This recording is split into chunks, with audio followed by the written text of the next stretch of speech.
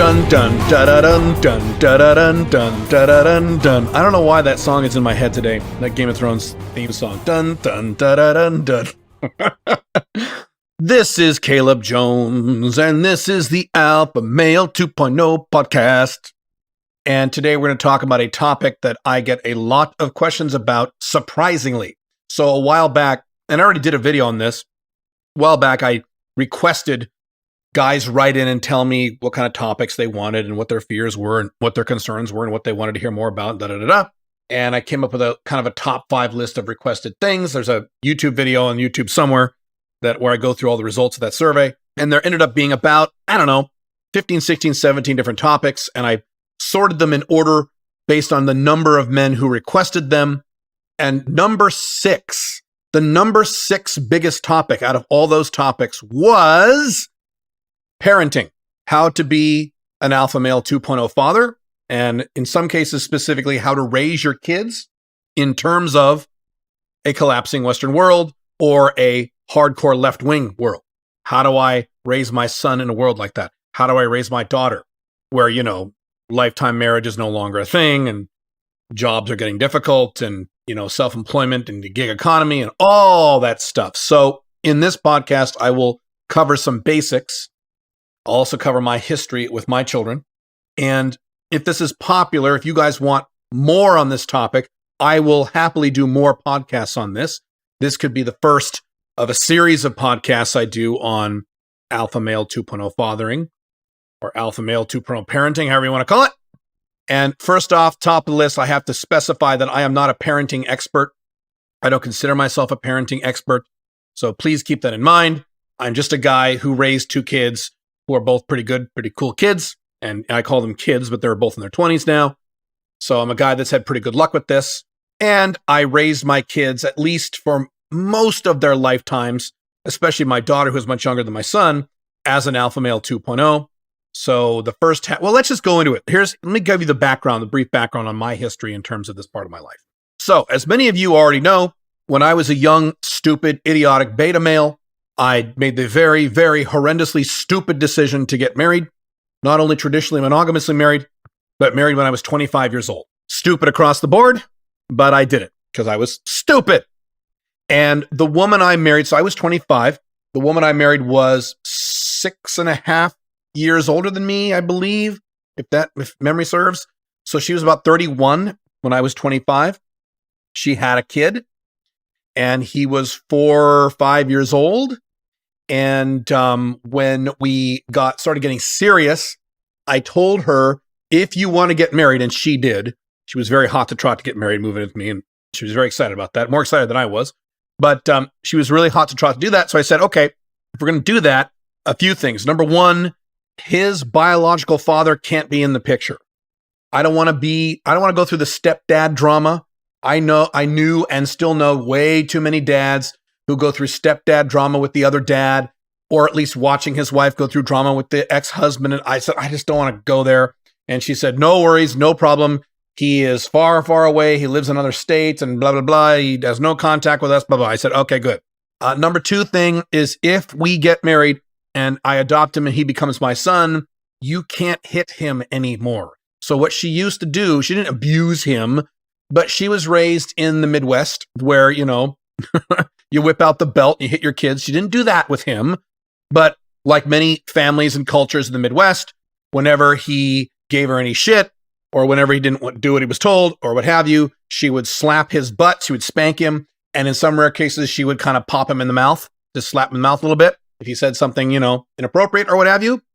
And I said, look, you can't do that anymore. Because I knew back then, as I know now, hitting your children, even if you think you have a very good reason, is one of the absolute worst things you can do in terms of raising your children to become high quality, happy, well-adjusted adults. You cannot fucking do that. Stefan Molyneux, who is now banned off YouTube, had many videos about this and showed a lot of data about this, and he's right. You hit your kids, even spanking, yes, that counts. You raise the odds of all kinds of problems for your children as adults, even if you think you have a good reason. So if you want to go through techniques and rules here, rule number 1, in my world anyway, is You never, ever, ever, ever hit your children. Period. End of story. There are many ways to thoroughly punish your kids without ever having to touch them. Trust me. And that's exactly what I told her. I said, look, don't you worry. When you move in with me and he becomes my son, he's going to fucking straighten up within a few months. Trust me. And I was right. I'll talk about that in a little bit. Because he had ADHD. He was a hyper kid. He went through somewhat of a divorce between his biological father and his mom. So he had that. So things were kind of hard for him. When you're a single mother, it's very hard to raise children, especially if you're a little boy. So she had some problems with him. I said, don't you worry. Once he has a dad who doesn't take any shit, don't worry. It'll be fine. Don't you worry about discipline. I'll take care of that. Don't worry, but you can't hit him anymore. And she agreed. So we stupidly got married. She moved in, got married, very quickly got pregnant. My daughter was born a year and a half later or so. And so there was a 6-year age difference between my son and my daughter. And we were married for 9 years. And my prediction came true. Within 1 year of my son moving in with me, all of the symptoms of his ADHD literally vanished. They vanished. They weren't there. It was like a completely different person. When people met him a year or two later, like, wow, your son's like a completely different person. He's great. And not that he wasn't great before, he was, but he would throw tantrums and cry and things like that when he was very little. By the time he was 6, 7 years old, complete turnaround, good grades in school, very well-behaved kid, very smart guy, very charismatic guy, my son. He's fantastic. And I'll talk a little bit about where my kids ended up today as adults. But anyway, I had that. My daughter was born, a very different personality from my son. My daughter is a nerd. She's an artist. She's kind of a brooding, deep thinker, kind of the way I was when I was not a kid, but like in junior high school.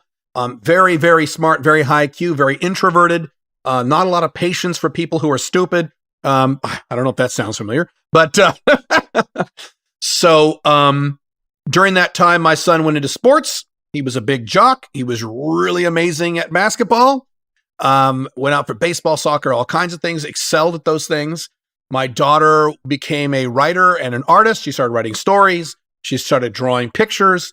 Today, she is an artist, and she just, even when she was little, she drew like portraits of my parents when she was like in first grade, and they were crazy good. My parents still have them up on their walls to this day, the portraits that my daughter made of them when she was 6 years old. Then, let's see, 9 years later, got divorced from their mother, and though my son is not biologically mine, that didn't make any difference to me. He is still my son. I didn't treat him any differently after the divorce. And that's just, normal to me. I don't know why you would make a difference there. He never really had any access to his biological father, so I was, for all intents and purposes, his dad. And so when I got divorced and I moved to the alpha male 2.0 lifestyle, away from the beta male lifestyle to the alpha male 2.0 lifestyle, my daughter at the time was, I believe, 8 years old. I could be wrong on that, but I think that's right. So my son was, he was 6 years older than her. So that would have made him about 14. Yeah, so freshman, sophomore in high school. He was already in high school. Matter of fact, around that time when I was in my little apartment during my divorce for about a year, 2007, 2008, he actually had his own car, was able to drive over by himself. So he must have been 16 at the time. That's interesting. I guess my time frame's a little off. But anyway, I started seeing my kids on most weekends, not every other weekend, but every weekend. So definitely my daughter, because she was younger, she missed me a little more. So she was over at my apartment every weekend. And then several times throughout the year, she would stay with me for a week or two. One of the fortunate pieces of my divorce is that we never fought over kids. So my ex-wife never gave me any shit or the kids any shit about wanting to come see me. There was never any argument about custody or that stuff. Our arguments during the divorce were about money, which is not really about kids. So that was the good news. I got lucky about that. So I spent a lot of time. So what I would do, I talked about this before, is I would structure my week. And this is another technique for you alpha male 2.0 fathers. I would structure my week back then where Monday through Friday was woman time, or at least on my off hours. So it's work time and then woman time. And then weekends were for my kids, especially Saturdays, but often Sundays too. Maybe not Sunday evenings, because usually my daughter would be gone by Sunday evening. And so that worked out really well for me. I could spend 5 days of the week being a swinging single guy and then 2 days a week being a dad. It really worked out very well. As I became more and more alpha male 2.0, I started being aware of my behaviors when I was around my kids. One of the reasons that I cut off contact from their mom is because and one of the many reasons I divorced their mother is because I didn't want my kids to watch me have arguments with their mother. So that's another very, very big thing. I would consider that rule number 2 is you do not argue with the kid's mom in front of the kids. All that can do is harm. All that can do is harm. Even if you think you are the one who is in the right, and even if your wife or ex-wife or baby mama, whatever you want to call her, is the hysterical one and you're the calm, cool one, which was certainly the case with my kids and their mother. Their mom would rant and scream and holler about me, and I would never say anything negative about their mom and just be smiling and happy. So when they were with their mom, she was angry, and when they were with me, they were happy. But even if you have that scenario and you're arguing with her, that's bad. As a matter of fact, toward the end of the marriage, when we started arguing more often, I would mandate to her that we have to go out in the garage and argue there so the kids couldn't hear it. And usually that happened. Sometimes it didn't, but I did my best. Because again, I knew even back then, this is really bad to have your kids watch you argue with their mother. Really, really bad. Don't do it. And if you're in a divorce scenario or a separation scenario, and the woman you're dealing with is just fundamentally irrational and just goes off half-cocked every time you talk to her, then just cut off all contact or just go to strictly texts or emails, which I did with my ex-wife for a while before I just cut off all contact. And luckily, I was able to use my mom, who was able to drive my daughter back and forth and later my son.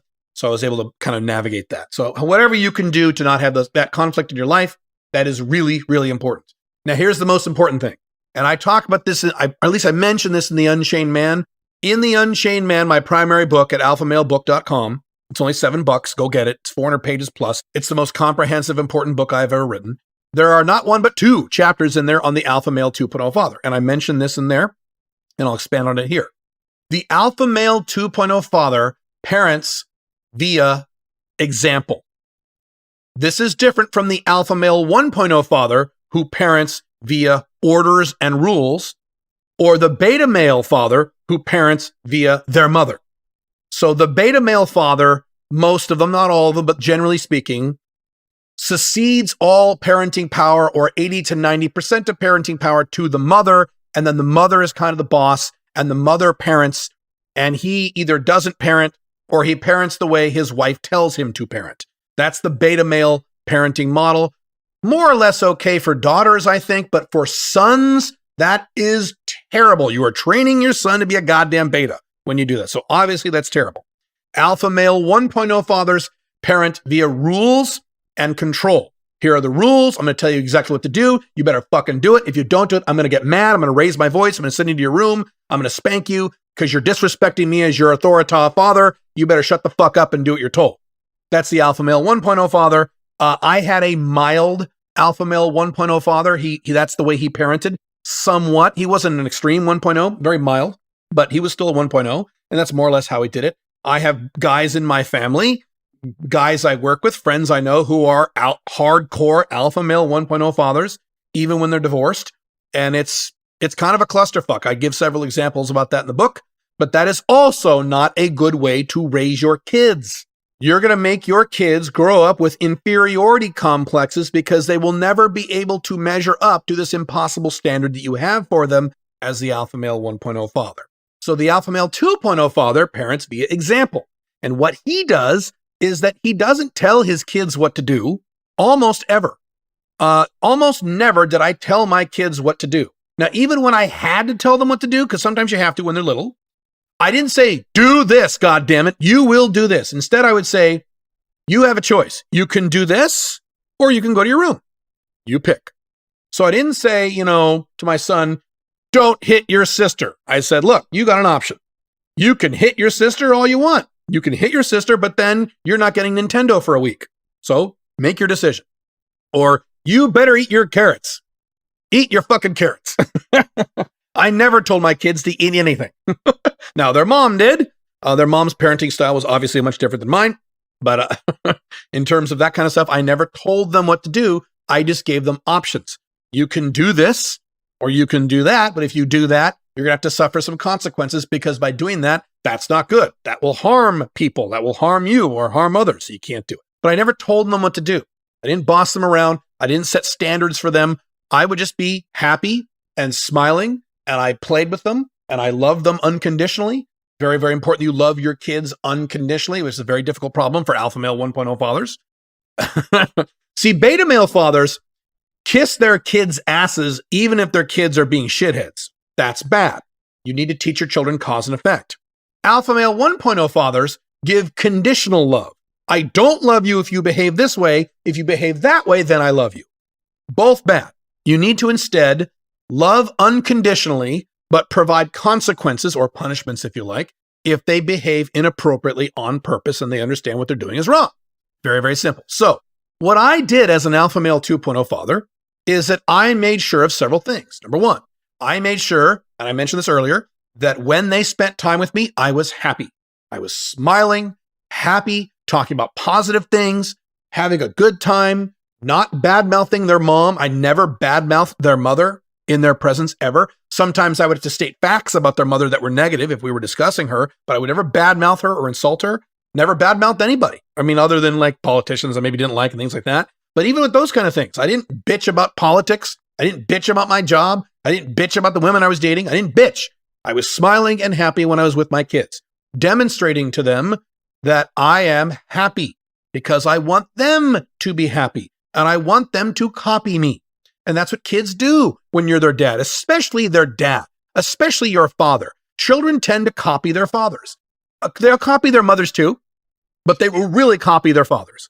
So you have a very strong responsibility. They will copy your behaviors. If you're bitching and moaning about your ex-girlfriend or your ex-wife or your job or Donald Trump, whatever the fuck, and they see that, they're going to model that behavior later in life, which means you're damaging their long-term happiness. If it's that you're happy all the time, the odds are much higher that they're going to be happy. So that's the first thing I did. The next thing I did is that I kept my woman life away from my younger kids. So when my daughter was 8 years old, I kept all those women away from her. I didn't give her access to those women. Now, what I would do, and there's no hard and fast rules about this, this is just how I handled it. When there was one special woman, like a high-end MLTR, that was long-term proven, meant much more than 6 months, that means, then I would give her some access to my kids, a little bit. I did that a few times, not often. But all the other women, all, the 18-year-olds and the crazy girls and the FBs and the low-end MLTRs, kept those far away from my kids. You don't want your kids seeing a parade of women going through your apartment or your house. Probably not a good idea. All kinds of messages that may send that may not work out well for them when they grow up. Men and women both, boys and girls both.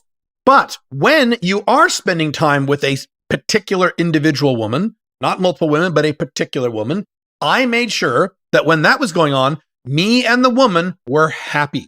We were smiling, happy, joking around, having fun, being affectionate with each other, not sexual, but affectionate, having a really, really, really good time. Again, modeling the behaviors that I wanted my kids to copy when they started getting into relationships, when they grew up and became adults. Again, if you date some new woman and your daughter or your son sees you bitch and moan about the woman, or see the woman give you drama, the woman is bitching and moaning at you, not good. And any woman who does that in front of your kids, get her the fuck out of there. Next, move on, find someone else, for Christ's sake, my goodness. The next thing I made sure to do was to make sure that they saw me work. So when my daughter or my son stayed with me beyond the weekend, which happened often, I would say, look, I am not here to entertain you. This is Monday. I'm going to work all fucking day and all fucking night. Daddy has to work. You can hang out here. You can watch TV. You can play with your friends, get on the computer, whatever you want to do. But I'm not going to entertain you. I need to work. And so my children both saw me work very, very, very hard. Again, what am I doing? I am parenting by example. I wanted them to see me working. I wanted them to see me working toward a goal. Sometimes I'd mention my goals and how excited I was about them. Parenting by example. There is this thing a lot of people have where if you work too much, it's bad for your kids and blah, blah, blah. And that is an overcorrection from the days of, the 1950s and 60s where dad was never home and blah, blah, blah, blah, things like that. There's a balance. Now, I never saw my dad except for Saturdays and kind of Sundays because, he worked a lot. So I understand that. But what did I say earlier? I spent my weekends with my kids. I gave them a lot of time and a lot of attention, but then Monday through Friday, that's dad time. I need to fucking work. Sorry, I'm working. I'm not going to entertain you. So that I made sure they watched me work. I also made sure, and I wasn't consistent about this. This is my weak area, but I did do this a lot. I wanted to make sure that they saw me exercise. So my kids saw me work out. They saw me exercise. They saw me walk a lot. They saw me work out down at the gym. They saw me lift weights. They also saw me watch what I eat. Instead of eating mounds of pizza every time we hung out, they saw me eat a lot of salads. And I would mention why I was eating salads instead of donuts and things like that. Because again, what am I doing? I'm modeling behaviors. So that doesn't mean sometimes we went out to eat. Of course we did. And that doesn't mean sometimes we'd have cheeseburgers. Of course we did. But on the overall, they saw that I paid very close attention to what I was eating. And I went out of my way to eat healthy at least 80% of the time. I parented by example. Now, I want you to notice something. At no point did I say, you need to eat salad. You need to eat fish. Or you need to be happy whenever you're with a woman. Never argue with a woman. Or you need to work hard in life, son. You need to work hard like me. I am a hard worker and you need to work hard like me. Put your nose. I didn't tell them what to do. I'm not an alpha male 1.0. I just did it. And I made sure they saw me do it. Much more effective than you shoving your finger in their face and telling them what to do. By the way, when you do that, you also raise the odds that you have kids who end up saying, well, F you, Dad, and they go off and do the opposite. A very common example, like in the Midwest, is these girls who are raised by these racist white dads or white moms. And as soon as they get into high school, who do they start dating? Black guys. Right. They do that on purpose. They're rebelling against their overly domineering parents who shoved their worldviews in their face, or even say, don't you ever date a color guy. Same thing with these extreme left-wingers who are like vegans and they force their kids to never eat any sugar and never eat any meat and never eat anything except for fucking carrots or whatever. The split second those kids go over to their friends' houses, they're eating Pop-Tarts and cake and cheeseburgers and pizza and like, oh, this is so fucking great. And then they grow up and they get fat because they're overreacting to the domineering bullshit you're giving them as a parent. Don't do that. If you want to be an alpha male 2.0, you parent by example. Now here's the concern. But Caleb, what if they don't follow my example? Well, what if they don't? Then they don't. You know what? Here's the other concept. This is a core alpha male 2.0 parenting concept. Really important, and a lot of guys misunderstand this. Both alpha male 1.0s and beta males, both. Once your kid turns 18 and moves out of your house, they are allowed to do literally whatever they want. Let me say that again. Once your daughter or son turns 18, those are the two requirements. They got to be 18 or over, and they have to move out of your house. Once those two things occur, they can do literally anything they want with their lives, and you can't do shit about it. And if you just argue with them and give them a bunch of crap, well, guess what, buddy? All they're going to say is F you, Dad, not literally. They're going to just roll their eyes and keep doing what they're doing. So if your kids do something as adults that you don't like, tough fucking tits, that was probably your fault from something you did when you were raising them. And if you raised them perfectly, and none of us do, I made mistakes when I was raising my kids, of course, and you will too. But let's say you raise them perfectly in some kind of fantasy world, they may still not do what you want. And guess what? Tough shit. Outcome independence. My kids today, my daughter is 22, my son is 28. They do whatever they want. And they never get any shit from me unless they ask. Now, if they ask for my opinion and my input, and that just happened 2 days ago with my daughter, she actually came over with her boyfriend, and me and Pink Firefly all sat down and talked for a while. It was great. Then, of course, I'll give them my opinion. But if they don't ask, I don't tell them. They know how I feel. They've seen my content. They know how I feel about things like monogamy and owning your own business and things like that. That's fine. But I don't tell them what to do, and you shouldn't either. If you give your kids shit, or if you lose sleep over what your grown kids are doing, you are outcome dependent and you have some more growth to go through. And I'm not kidding about that. Now, I said I would talk about my two kids, where they are now. So my daughter, as of right now, is 22 years old. She is monogamous. She has a monogamous boyfriend. She works at a pizza place. She lives with her mother, although very shortly she'll be moving out. I hope sooner rather than later. But again, that's up to her. And she is a type 2 VYW, which means she likes older men. So her boyfriend is 32, 10 years older than her. Frankly, if she had a little more confidence, she would have gone even for an older guy, I'm convinced. But whatever. That's what she's got. But Caleb, she's monogamous. I thought you don't want people to be monogamous. What did I just say? She can do whatever she wants. She knows how I feel about monogamy. I've never lectured her about it. She can do whatever she wants. And I know what's going to happen over time to that relationship. Obviously, I know all these things. It's her life. She can do whatever she wants. See how this works? So my son is 28. He is an alpha male 2.0. At least he is now. He wasn't like that, a few years ago. but he lives in Thailand. He's more of a perpetual traveler. That's not his permanent home. He moves around a lot. He was in Taiwan before that, Mexico before that, I believe Spain before that, travels a lot. He has a location independent online company. He does very well for himself, and I'm very proud of him. I don't think he has matter of fact, I know he doesn't have a serious girlfriend right now. I assume he's just dating. I haven't talked about that lately, but very proud of him. Very happy guy. He is going to be super, super, super successful. I can't wait to see what he does with his life. And I am very proud of my son and very proud of my daughter. I'm very proud of both my kids. And my children are one of those things I can look at and say, oh, good, I did that right. I made some mistakes. I'm not a perfect dad. I'm sure I fucked up. I'm not sure. I know I fucked up on a few things, but overall I did a pretty good job. And credit where credit is due. Their mother also did a decent job. She wasn't a terrible, terrible mother. There are things she did I disagree with, but that's the way it goes. So obviously I have to give credit theirs too. It's not just me. Obviously I didn't raise those kids by myself. She obviously was a big, big part of it. Maybe even bigger than me if you look at total time spent. So that is it for this particular topic. Again, if this is a big topic that you want more information on, I know a lot of you guys have kids. I know a lot of you guys don't have kids yet, but want kids soon and are planning on having kids. I get a lot of questions about guys who want to raise kids while not living with their mother.